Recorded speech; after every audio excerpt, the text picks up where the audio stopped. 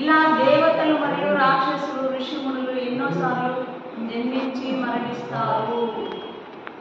దేవతలు ఉన్నారు, మన లోపలే రాక్షసులు కూడా ఉన్నారు. ఇవి గుణాలు, ఆకారాలు కావు. దేవతలు అంటే గుణాలే, మంచి గుణాలు. దయా, క్షమ, శాంతి, ఇదే దేవాచి వస్తి, ఇవి దైవ గుణాలు. ఈ రాక్షస గుణాలంటే కామం, క్రోధం, లోభం, మదం, మత్సర్యం, ఇవన్నీ రాక్షసుల గుణాలు. ఇవన్నీ మన లోపలే ఉన్నాయి. ఈ రాక్షసులను సంహరించాలంటే ధ్యానం ఒక సాధనం. తర్వాత గురువు యొక్క సత్సంగము, గురువు కృప లభించడం ద్వారా ఈ రాక్షస గుణాలనేవి సంహరించబడతాయి.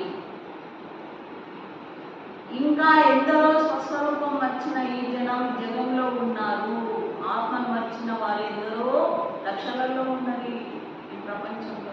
ఆత్మ అంటే తెలియదు, ప్రాణం తెలుసు, కానీ దాన్ని ఆత్మ అంటారు. మన లోపలిని దేవుడు ఉన్నాడని ఎవ్వరు కూడా నమ్మరు, అస్సలే నమ్మరు. నువ్వు ఎన్ని 1000 సార్లు చెప్పినా కూడా ఆత్మ దేవుడు అంటే వాళ్ళు నమ్మరు. ఎందుకంటే వాళ్ళకి అనుభవం లేదు కదా.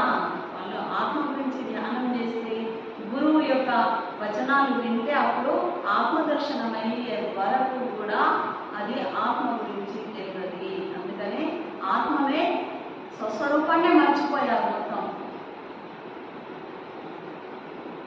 దీన్ని సత్యమన వలన అసత్యమన వలన చెప్పలేము. వాస్తవనకు సముద్రంలో అనేక పెద్ద పెద్ద అలల తరంగాలు వస్తాయి. అదే సముద్రంలో లేచే నీటి తరంగాల వలె విశ్వం కూడా ఒక బ్రహ్మస్వరూపమై ఉంది. అజ్ఞానంలో దుఃఖం నిండి ఉంది. జ్ఞానం అంతరంగంలో దృష్టి పెట్టి శరీరం త్యాగం చేసి ఆత్మానందంలో నిమగ్నం అవుతారు. కృష్ణుడు ఏం చేస్తారు? శరీరాన్ని త్యాగం చేస్తారు. త్యాగం అంటే అగ్నిలో కాలుస్తారా? త్యాగం అంటే అది కాదు. శరీరాన్ని మర్చిపోతారు వాళ్ళు. శరీరం మీద స్పృహ వాళ్ళకు ఉండదు.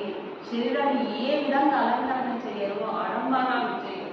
వాళ్ళకేది ఆత్మ మీద జ్ఞానం అంతా ఆత్మను దర్శించుకోవాలి. దేవుడిని దర్శించుకోవాలంటే వాళ్ళు ఇలా అన్నం కూడా తినరు. మొత్తానికి అన్నం మీద ఉండదు, వాళ్ళకు దేని మీద ఉండదు, ఆ భగవంతుడి మీద ఒకటే ఉంటారు. కాబట్టి వాళ్ళు చిక్కి శరీరం అయిపోతారు. ఇట్లా అయిపోతారు మొత్తం మనిషి. అప్పుడు అంత కఠినమైన ఆత్మచింతన వల్ల అప్పుడు ఆత్మదేవుడు అప్పుడు దర్శనం అంతవరకు దర్శనం కాదు. బాబు ఎట్లా ఉండేది, ఇట్లా అయిపోతుంది అస్సలు. ఫస్ట్ ఫోటోలు చూసినాం కదా, జ్ఞానంలో చాలా అవుతున్నది. యోగి పంచమహాభూతాలపై అంకుశం పెట్టి ఆత్మతత్వాన్ని తనలో